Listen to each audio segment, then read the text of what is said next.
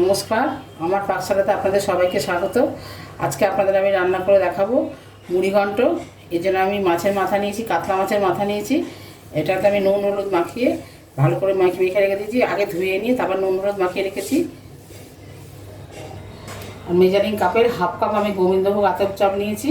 এটাকে আমি ভালো করে 5-6 বার করে ধুয়ে জল দিয়ে ভিজিয়ে রেখে দিয়েছি। কড়াটা গরম হয়ে গেছে।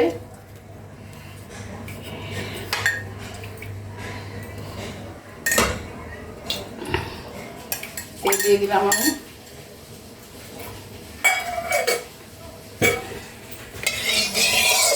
তেলটা গরম হয়ে গেলে মাছের মাথাগুলো আমি ভেজে নেবো।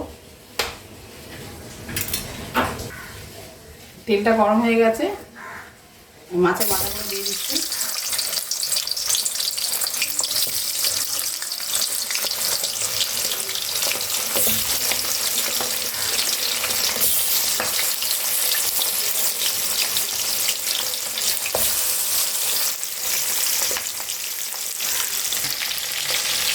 আমার ভাজা হয়ে গেছে, আমি আর একটু উল্টে দিয়েছিলাম। এগুলো তুলে নিয়ে আমি আবার ফের ভাজবো। সবগুলো মাছ ভাজার পর আবার দেখাচ্ছি। আমার সবগুলো মাছ ভাজা হয়ে গেল।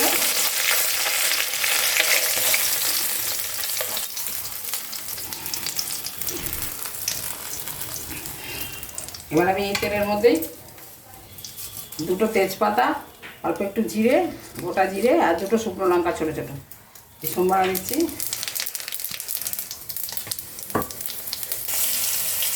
এবার আমি এই তেলের মধ্যেই ডুমডুম করে কেটে রেখেছিলাম আলু, কেটে ভালো করে ধুয়ে রেখেছিলাম।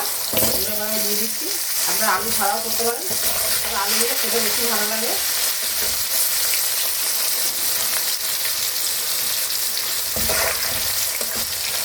এগুলো পড়ে যাচ্ছে, আমি নামিয়ে রাখছি।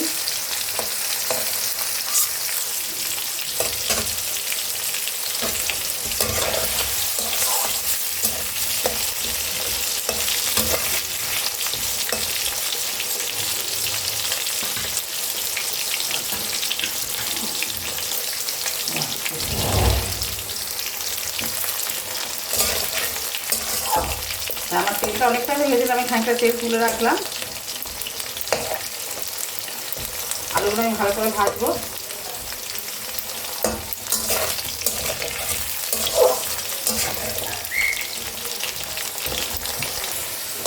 আলুটা আমার একদমই ভাজা হয়ে গেছে। এবার আমি ভিজিয়ে রাখা কাঁচা চালটা দিয়ে দিচ্ছি।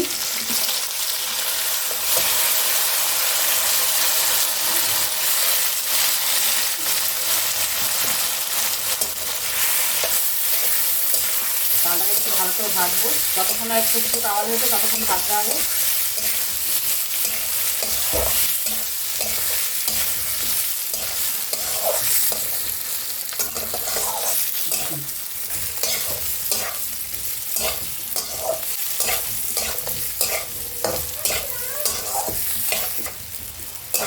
চালটা ভাজা হয়ে গেছে।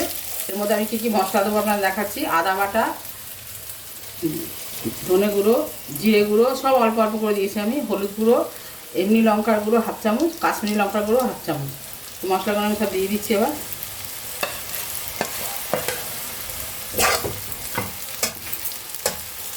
তার জন্য একটুখানি জল দেবো।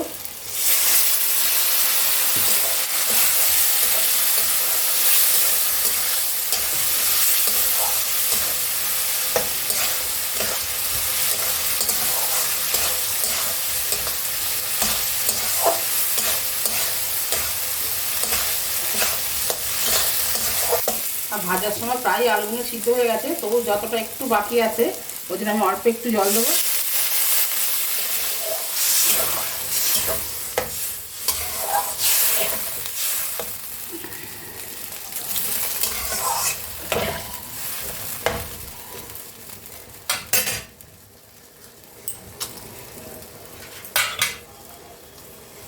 মাছের মাথাগুলো দিয়ে দেবো এবার আমি এর মধ্যে। একটু ভেঙে দিয়েছি ওগুলো, আপনারা একটু ভেঙে দেবেন, গোটা গোটা ভালো লাগবে না।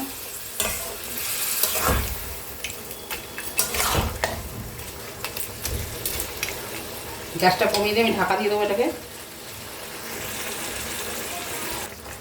এর মধ্যে আমি পরিমাণ মতো নুন দিয়ে দিচ্ছি। বেশি নুন লাগবে না এতে।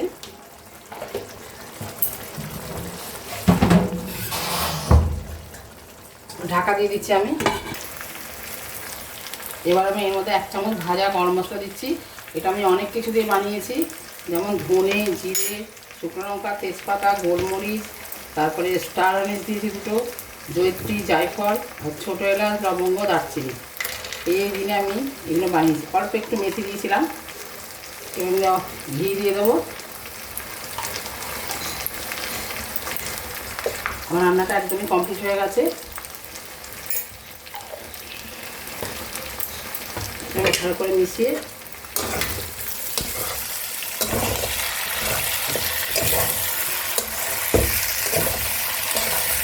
নিয়ে পরিবেশন করে আপনাদের দেখাচ্ছি। আমার কাতলা মাছের মাথা দিয়ে মুড়ি ঘন্ট একদমই রেডি হয়ে গেছে। দেখতেও খুব সুন্দর হয়েছে, খেতেও আশা করি ভালো লাগবে। আমি যেরকমভাবে রান্না করলাম এরকমভাবে রান্না করবেন, আপনাদেরও খুব ভালো লাগবে। যদি ভালো লাগে লাইক দেবেন, আর আমার সবার মাধ্যমে রান্নাটা শেয়ার করবেন।